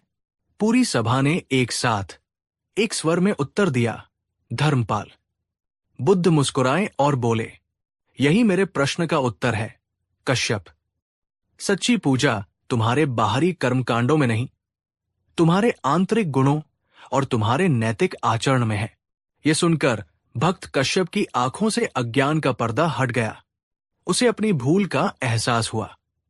उसने बुद्ध से हाथ जोड़कर फिर पूछा, तो प्रभु, क्या इसका अर्थ यह है कि हमें मंदिर जाना, दीपक जलाना, ये सब छोड़ देना चाहिए? बुद्ध ने बहुत ही सुंदर और संतुलित उत्तर दिया, जो आज हम सब के लिए भी एक मार्गदर्शक सिद्धांत है। उन्होंने अपनी गहरी और शांत आवाज में कहा, नहीं कश्यप, पूजा मत छोड़ो, श्रद्धा को मत त्यागो, पर अपनी पूजा को केवल एक बाहरी, निर्जीव कर्मकांड मत रहने दो। अपनी पूजा को एक जीवंत, आंतरिक साधना बनाओ। जब तुम मंदिर में दीपक जलाओ, तो साथ ही अपने भीतर भी करुणा और प्रज्ञा का दीपक जलाने का संकल्प लो। जब तुम ईश्वर के सामने सिर झुकाओ, तो साथ ही अपने भीतर के अहंकार को भी झुकाने का प्रयास करो। जब तुम माला फेरो, तो साथ ही अपने मन में चल रहे नकारात्मक विचारों की माला को भी पवित्र बनाने की कोशिश करो। और जब तुम मंदिर से बाहर निकलो, तो उस पूजा की शांति और प्रेम को अपने हर कर्म में, हर व्यक्ति के प्रति अपने व्यवहार में प्रकट होने दो। अगर तुम्हारी पूजा तुम्हें एक बेहतर, एक अधिक शांत, एक अधिक करुणामय इंसान नहीं बना रही है, तो वो सिर्फ एक रस्म है। और अगर तुम्हारी पूजा तुम्हें भीतर से रूपांतरित कर रही है, तो वही असली साधना है, वही सच्ची भक्ति है। ये सुनकर कश्यप और पूरी सभा के लोग स्तब्ध थे। ये उत्तर किसी ने नहीं सोचा था। ये न तो पूजा का अंधा समर्थन था और न ही उसका खंडन। ये हां और ना से कहीं परे एक बहुत ही गहरा और व्यावहारिक मार्ग था। और इसी तरह बुद्ध ने यह स्पष्ट किया कि पूजा का असली अर्थ भीतर की शुद्धि है, न कि बाहरी आडंबर। दोस्तों, यही था हमारे इस पहले एपिसोड का संदेश। बुद्ध ने हमें यह नहीं कहा कि पूजा मत करो। उन्होंने हमें सिखाया कि पूजा कैसे करें, सजगता के साथ, समझ के साथ और अपने जीवन को रूपांतरित करने के इरादे के साथ। अगले एपिसोड में हम जानेंगे कि बुद्ध ने पूजा और साधना के बीच क्या सूक्ष्म अंतर समझाया और उन्होंने क्यों कहा कि ध्यान सभी प्रकार की पूजाओं से कहीं श्रेष्ठ और शक्तिशाली है। इस एपिसोड को समाप्त करने से पहले मैं आपसे पूछना चाहता हूं, क्या आप मानते हैं कि पूजा तभी सार्थक है जब वो आपके क्रोध को कम करे, आपके मन को शांत करे और आपके जीवन को बेहतर बनाए? नीचे कमेंट में अपने विचार जरूर लिखिए। दोस्तों, पिछले एपिसोड में हमने अपनी यात्रा को एक बहुत ही गहरे, एक बहुत ही महत्वपूर्ण प्रश्न पर छोड़ा था।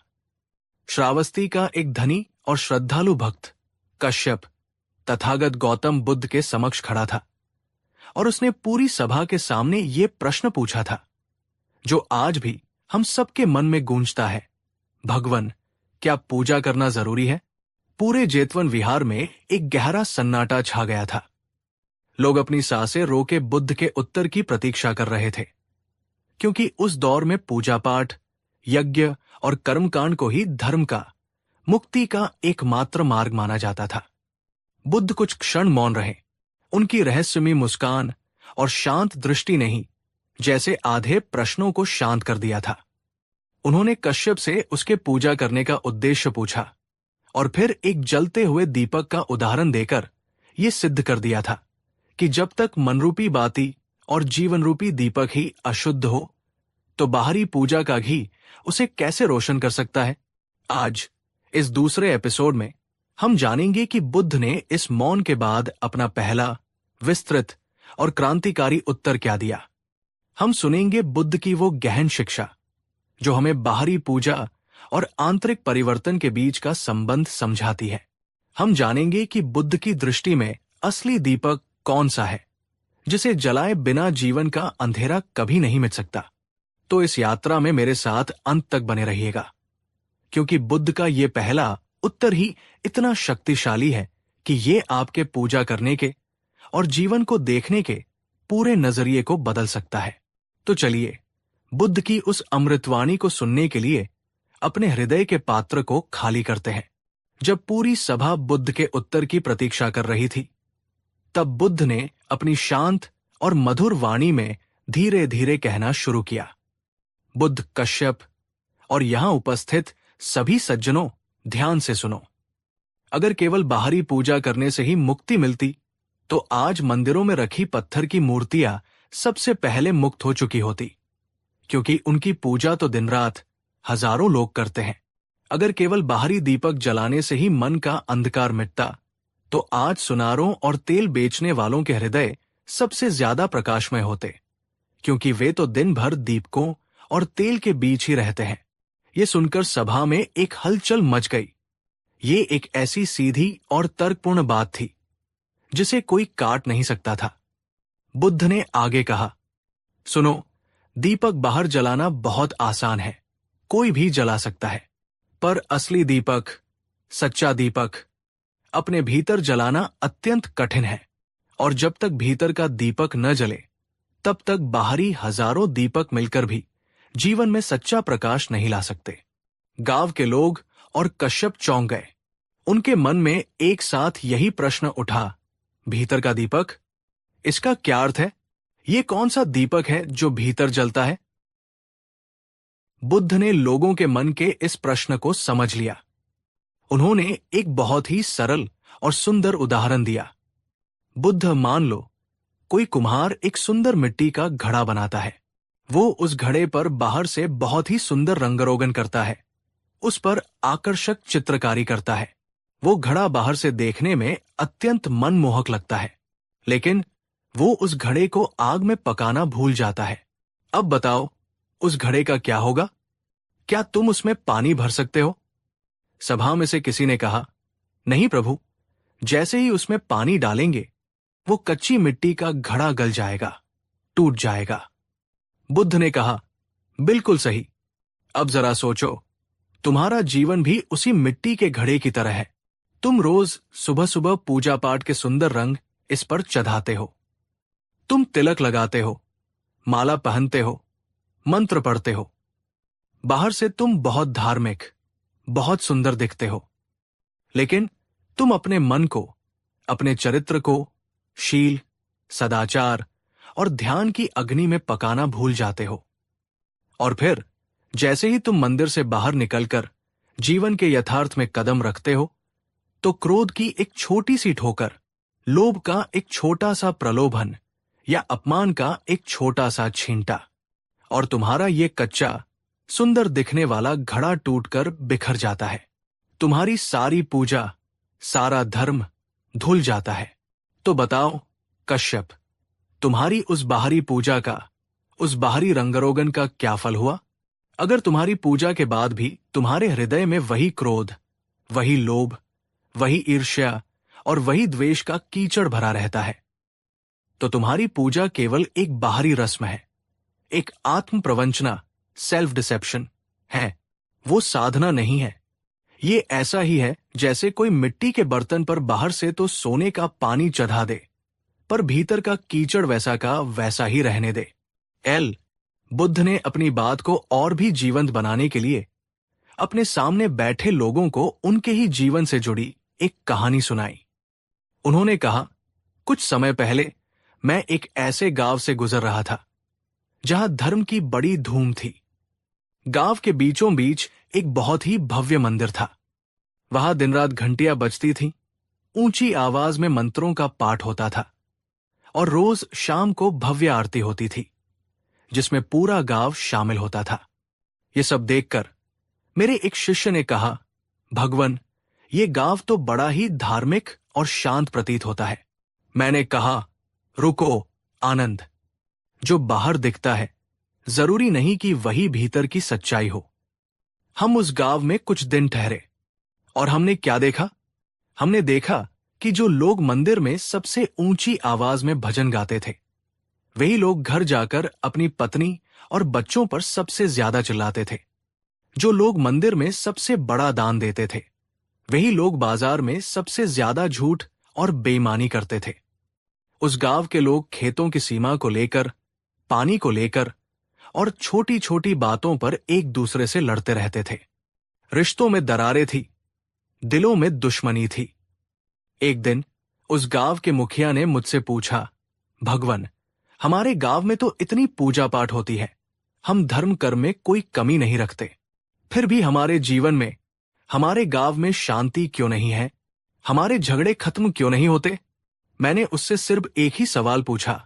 बुद्ध ने कहा, मुखिया जी, आप पूजा तो बहुत करते हैं, पर क्या आप कभी अपने मन को भी बदलते हैं? मुखिया चुप हो गया, क्योंकि उसके पास और पूरे गांव वालों के पास इस बात का कोई जवाब नहीं था।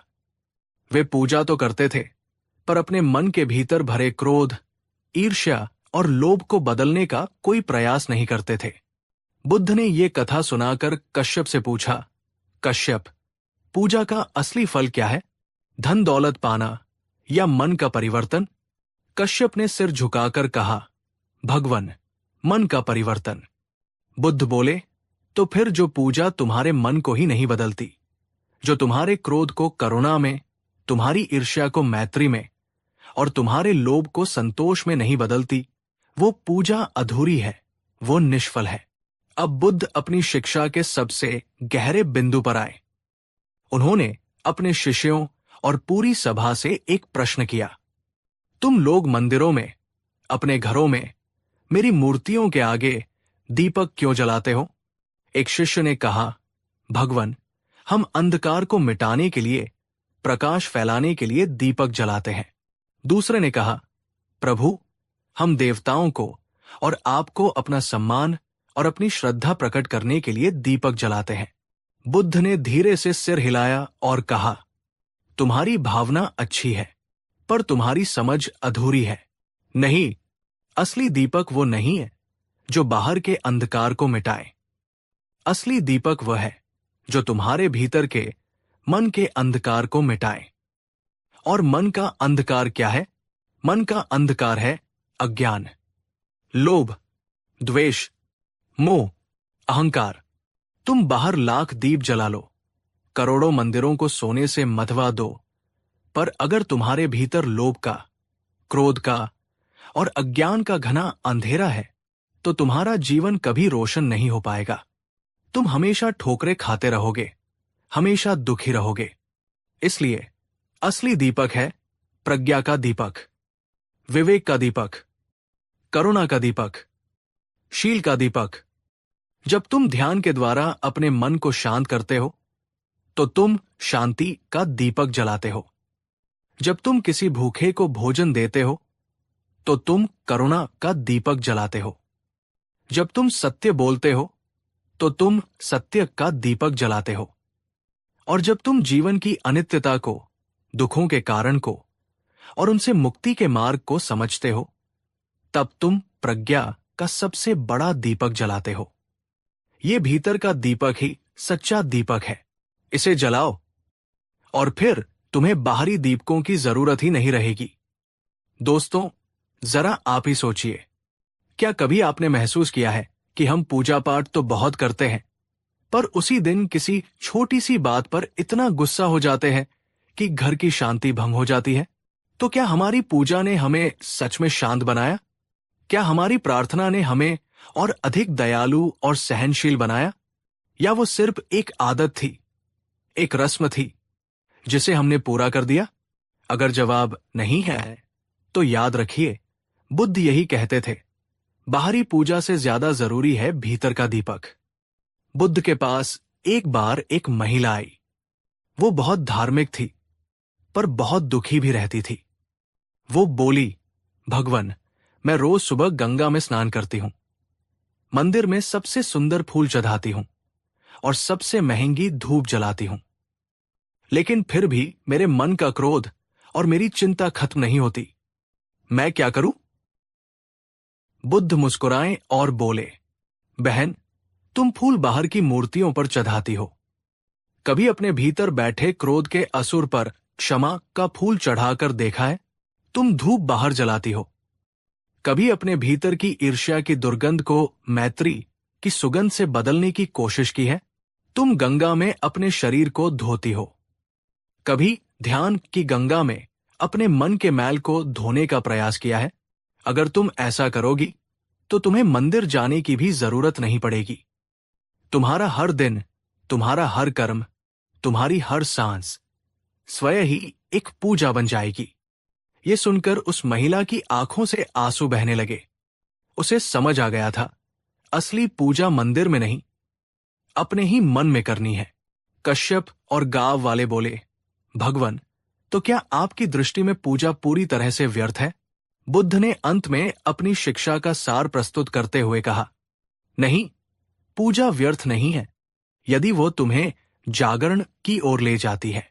अगर तुम्हारी पूजा तुम्हें अपने मन के प्रति और अधिक सजग बनाती है, अगर तुम्हारी प्रार्थना तुम्हें और अधिक करुणामय बनाती है, अगर तुम्हारा कर्मकांड तुम्हें और अधिक शीलवान और सदाचारी बनाता है, तो तुम्हारी पूजा सार्थक है, वो भक्ति है, वो साधना है। लेकिन अगर तुम्हारी पूजा सिर्फ एक कर्मकांड है, एक आदत है, एक लेन देन का सौदा है कि हे भगवान, मैं तुम्हें ये चढ़ावा दे रहा हूं, तुम मुझे ये दे दो, और वो तुम्हारे भीतर कोई परिवर्तन नहीं ला रही, तो वो व्यर्थ है, वो खाली है। पूजा अच्छी है, लेकिन उससे भी बड़ा और जरूरी है जागरण, अवेकनिंग। मंदिर का दीपक सिर्फ एक रात रोशनी देता है, पर तुम्हारे भीतर जला हुआ ध्यान और करुणा का दीपक तुम्हें जीवन भर और जन्मों जन्मों तक रोशनी देगा। इसलिए बाहरी दीपक जरूर जलाओ, पर अपने भीतर का दीपक जलाना कभी मत भूलो। तो दोस्तों, ये था बुद्ध का पहला, गहरा और क्रांतिकारी उत्तर। पूजा जरूरी है, पर भीतर की पूजा, मन की पूजा, चरित्र की पूजा कहीं ज्यादा जरूरी है। अब मैं आपसे पूछना चाहता हूं, बुद्ध के इस उत्तर को सुनने के बाद क्या आपके पूजा करने के नजरिए में कोई बदलाव आया है? क्या आपको लगता है कि हमारी पूजा हमें सच में एक बेहतर इंसान बनाती है, या हम उसे ज्यादातर सिर्फ एक आदत की तरह ही करते हैं? पिछले एपिसोड में हमने बुद्ध के उस पहले और क्रांतिकारी उत्तर को सुना था, जब उनसे पूछा गया था कि क्या पूजा जरूरी है। बुद्ध ने हमें सिखाया कि बाहरी पूजा और कर्मकांड तब तक व्यर्थ है जब तक वे हमारे भीतर कोई सकारात्मक परिवर्तन नहीं लाते। उन्होंने हमें असली दीपक का अर्थ समझाया, वो दीपक जो बाहर नहीं बल्कि हमारे अपने ही मन के भीतर प्रज्ञा और करुणा से जलता है। लेकिन बुद्ध की ये शिक्षा यहां समाप्त नहीं होती, ये तो सिर्फ शुरुआत थी। आज हम इस यात्रा को और भी गहराइयों में ले जाएंगे। आज हम जानेंगे कि जब लोगों ने बुद्ध से ये पूछा कि अगर बाहरी पूजा अधूरी है तो फिर असली साधना क्या है, हमें वास्तव में करना क्या चाहिए जिससे हमारा जीवन रूपांतरित हो सके। इस सवाल का जो उत्तर बुद्ध ने दिया वो सच कहूं तो आज भी हमारे सभी धार्मिक विश्वासों और कर्मकांडों को चुनौती देता है और हमें एक ऐसे मार्ग पर ले जाता है जो बाहर की मूर्तियों से हटकर हमारे ही भीतर की यात्रा पर केंद्रित है। तो इस एपिसोड को अंत तक बहुत ध्यान से देखिएगा, क्योंकि आज आप पूजा, भक्ति, बोध और साधना के बीच के उस सूक्ष्म अंतर को जानेंगे जिसे समझे बिना हमारी सारी धार्मिकता अधूरी रह सकती है। तो चलिए जानते हैं कि बुद्ध की दृष्टि में असली साधना का स्वरूप क्या है। एक बार की बात है, श्रावस्ती नगरी में विशाखा नाम की एक महिला रहती थी। विशाखा एक धनी परिवार से थी और अत्यंत धार्मिक प्रवृत्ति की थी। उसकी दिनचर्या बहुत ही नियमित और पवित्र थी। वो हर दिन सूर्योदय से पहले उठती, नदी में स्नान करती, स्वच्छ वस्त्र पहनती और फिर अपने घर के मंदिर में बैठकर घंटों तक भगवान की मूर्ति के सामने पूजा पाठ करती। वो सबसे सुंदर और ताजे फूल चढ़ाती, शुद्ध घी का दीपक जलाती और पूरी श्रद्धा से मंत्रों का जाप और भजन कीर्तन करती। उसे देखने वाला कोई भी व्यक्ति यही कहता, देखो ये महिला कितनी धार्मिक है, कितनी बड़ी भक्त है, इसका जीवन कितना पवित्र होगा। लेकिन एक बहुत ही अजीब और विरोधाभासी बात थी। जैसे ही विशाखा पूजा घर से बाहर निकलती, वो एक बिल्कुल ही अलग इंसान बन जाती। अगर उसकी नौकरानी से घर की सफाई में जरा सी भी चूक हो जाती तो उसका गुस्सा 7वें आसमान पर पहुंच जाता। वो अपने बच्चों पर छोटी छोटी बातों के लिए चिल्लाती रहती और अपने पति से उसकी हर समय कोई न कोई शिकायत बनी रहती। उसका चेहरा पूजा से पहले जितना शांत और सौम्य लगता था, पूजा के बाद सांसारिक व्यवहार में उतना ही कठोर और अशांत हो जाता था। लोग समझ नहीं पाते थे। वे सोचते, जो स्त्री ईश्वर के इतने निकट है उसके मन में इतनी अशांति, इतना क्रोध क्यों है? और ये सिर्फ लोगों की ही नहीं बल्कि स्वयं विशाखा की भी पीड़ा थी। वो खुद भी अपनी इस हालत से बहुत दुखी थी। वो सोचती, मैं इतनी पूजा करती हूं, इतनी भक्ति करती हूं, फिर भी मेरे मन में शांति क्यों नहीं आती? क्यों मुझे बार बार गुस्सा, ईर्ष्या और लालच के विचार घेर लेते हैं? मेरी पूजा में कहाँ कमी रह जाती है? एक दिन अपनी इसी आंतरिक घुटन से तंग आकर वो महिला तथागत बुद्ध के पास पहुंची, जो उस समय जेतवन विहार में ठहरे हुए थे। उसने बुद्ध को प्रणाम किया और आंखों में आंसू भरकर अपनी सारी समस्या कह सुनाई। उसने पूछा, भगवन, मैं रोज पूरी श्रद्धा से पूजा करती हूं, फिर भी मेरे मन को शांति क्यों नहीं मिलती? मेरा क्रोध कम क्यों नहीं होता? मेरी साधना निष्फल क्यों जा रही है? बुद्ध मुस्कुराए। उनकी मुस्कान में गहरी करुणा और समझ थी।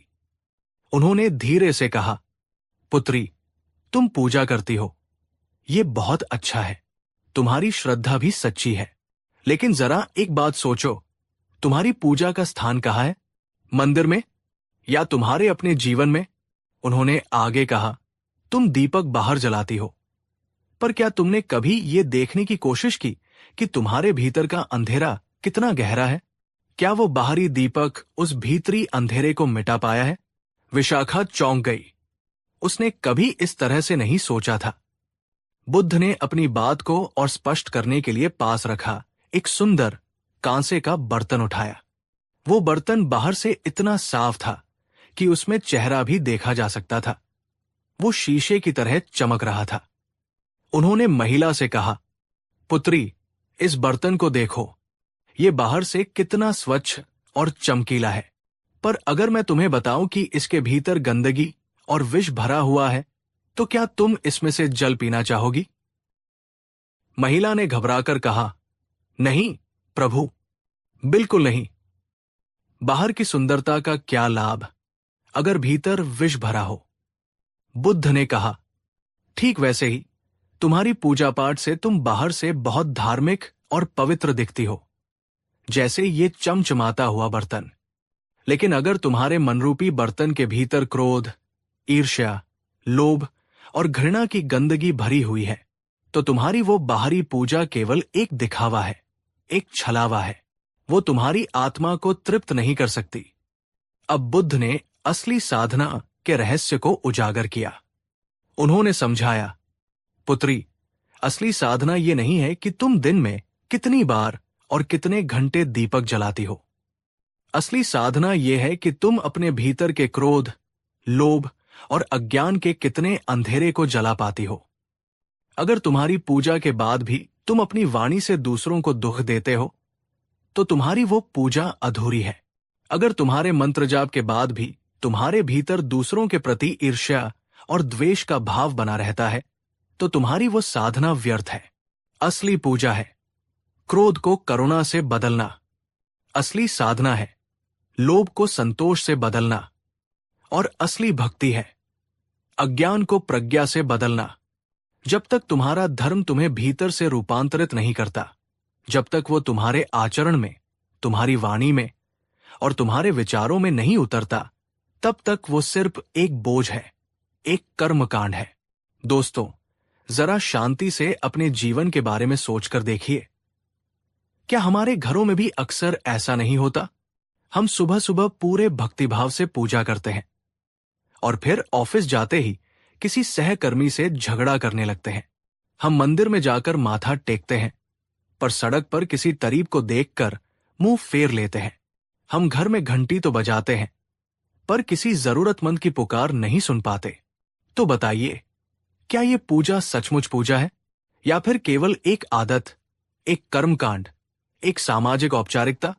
अगर आप भी इस गहरे प्रश्न पर सोचने के लिए मजबूर हुए हैं, तो कृपया इस वीडियो को एक लाइक कीजिए और नीचे कमेंट में बताइए, पूजा के बाद आप ज्यादातर कैसा महसूस करते हैं? शांत या पहले जैसा ही? बुद्ध ने अपनी शिक्षा को और भी सूक्ष्म स्तर पर ले जाते हुए कहा, लोग अक्सर भक्ति को ही साधना समझ लेते हैं, पर इन दोनों में एक बहुत बड़ा और महत्वपूर्ण अंतर है। भक्ति का अर्थ है श्रद्धा, समर्पण, ईश्वर या गुरु के प्रति गहरा प्रेम और उनका बार बार स्मरण करना। यह बहुत ही सुंदर और आवश्यक पहला कदम है। यह हमारे मन को कोमल बनाता है और अहंकार को कम करता है। लेकिन बोध का अर्थ है जागना, सजग होना, यह समझना कि मेरे अपने ही भीतर क्या चल रहा है, मेरे मन में कौन से विचार उठ रहे हैं, कौन सी भावनाएं जन्म ले रही हैं, और मेरे दुखों की असली जड़ क्या है। बोध का अर्थ है आत्मनिरीक्षण और आत्मज्ञान। बुद्ध ने कहा, भक्ति हमें किसी बाहरी शक्ति के सामने झुकना सिखाती है, पर बोध हमें अपने ही भीतर की शक्ति के प्रति जागना सिखाता है। भक्ति हमें सांत्वना दे सकती है, पर बोध हमें स्थायी रूप से मुक्त करता है। भक्ति बिना बोध के अंधी हो सकती है और एक कर्मकांड बनकर रह सकती है, पर जब भक्ति के साथ बोध जुड़ जाता है, तो वही सच्ची साधना बन जाती है। कहानी, युवक और मूर्ति। बुद्ध ने एक और प्रसंग सुनाया। एक युवक था जो रोज एक विशेष मूर्ति के आगे बड़े ही सुंदर और महंगे फूल चढ़ाता था। लेकिन जैसे ही कोई दूसरा व्यक्ति उससे ज्यादा सुंदर फूल चढ़ा देता, तो वो मन ही मन ईर्ष्या से जलने लगता और नाराज हो जाता। इसने मुझसे बेहतर पूजा कैसे कर ली? बुद्ध ने अपने शिष्यों से पूछा, अब बताओ, क्या ये भक्ति है? अगर तुम्हारी पूजा से तुम्हारा अहंकार, तुम्हारी ईर्ष्या और तुम्हारा क्रोध और भी ज्यादा बढ़ रहा है, तो ऐसी पूजा तुम्हें ऊपर उठाएगी या और भी नीचे गिरा देगी? शिष्य शर्मिंदा हुए। बुद्ध बोले, पूजा वही सच्ची है जिसके बाद तुम्हारा मन और भी कोमल हो, तुम्हारा हृदय और भी दयालु हो और तुम्हारा अहंकार और भी कम हो जाए। तो अब विशाखा और हम सबके मन में यही प्रश्न था कि तो फिर असली साधना करे कैसे? बुद्ध ने इसके दो स्पष्ट और सीधे मार्ग बताए जो किसी भी धर्म या परंपरा से परे हैं। पहला मार्ग, ध्यान। अपने भीतर देखना सीखो। हर रोज कुछ समय के लिए शांत बैठकर अपने ही मन के खेल को एक साक्षी की तरह देखो। अपने विचारों को देखो, अपनी भावनाओं को देखो। देखो कि कैसे क्रोध उठता है और कैसे शांत हो जाता है। देखो कि कैसे लोभ जन्म लेता है और कैसे असंतोष पैदा करता है। इस निरंतर देखने के अभ्यास से ही तुम अपने मन के मालिक बन सकते हो। यही है भीतर के अंधेरे को मिटाने की प्रक्रिया। दूसरा मार्ग, सेवा। अपने छोटे से मैं और मेरी समस्याओं के घेरे से बाहर निकलो। दूसरों के दुख को समझो और उसे कम करने का प्रयास करो। करुणा से भरकर जीना ही सबसे बड़ी पूजा है। उन्होंने कहा, मंदिर में घी का दीपक जलाना अच्छा है, पर किसी के जीवन के अंधेरे में करुणा का एक छोटा सा दीपक जलाना उससे कहीं ज्यादा श्रेष्ठ है। भगवान को 56 भोग लगाना अच्छा है, पर किसी एक भूखे को प्रेम से भोजन कराना वो सबसे बड़ी पूजा है, सबसे पवित्र साधना है। बुद्ध की ये गहन और तर्कपूर्ण शिक्षा सुनकर विशाखा की आंखों से अज्ञान का पर्दा हट गया। वो रो पड़ी, पर इस बार ये आंसू दुख के नहीं, बल्कि बोध और कृतज्ञता के थे। उसने बुद्ध के चरणों में सिर रखकर प्रण किया, भगवान, आज से मेरी पूजा केवल मंदिर की चारदीवारी तक सीमित नहीं रहेगी। मैं इसे अपने जीवन में उतारूंगी। मैं अपने मन को बदलने की साधना करूंगी। और उसने ऐसा ही किया। वो पूजा भी करती थी, पर अब उसकी पूजा का केंद्र मूर्ति नहीं, बल्कि अपने ही मन को निर्मल बनाने का भाव होता था। और वो अपना बाकी समय गांव के बीमारों और जरूरतमंदों की सेवा में लगाती थी। कुछ ही समय में उसके जीवन से क्रोध, चिंता और अशांति विदा हो गई और वो सचमुच एक शांत, करुणामय और आनंदित महिला बन गई। दोस्तों, यही बुद्ध का हम सब के लिए अंतिम संदेश था। असली साधना बाहरी पूजा पाठ या कर्मकांड नहीं, बल्कि भीतर की शुद्धि और चरित्र का रूपांतरण है। अब सवाल आपसे है, आप आज से किस साधना को अपने जीवन में अपनाने का संकल्प लेंगे? बाहरी पूजा को या भीतरी शुद्धि को, या दोनों के सुंदर संतुलन को? अगर ये कहानी और ये संदेश आपको गहराई तक छू गया हो तो इस वीडियो को लाइक करें, अपने विचार नीचे कमेंट में साझा करें और इस ज्ञान को ज्यादा से ज्यादा लोगों तक पहुंचाने के लिए इसे शेयर करना न भूलें। और हां, अगर आप बुद्ध की शिक्षाओं की इस गहरी यात्रा में हमारे साथ बने रहना चाहते हैं तो चैनल को सब्सक्राइब जरूर करें, ताकि इस सीरीज का अगला और अंतिम एपिसोड, बुद्ध का चौंकाने वाला अंतिम उत्तर, आपसे छूट न जाए। धन्यवाद। नमो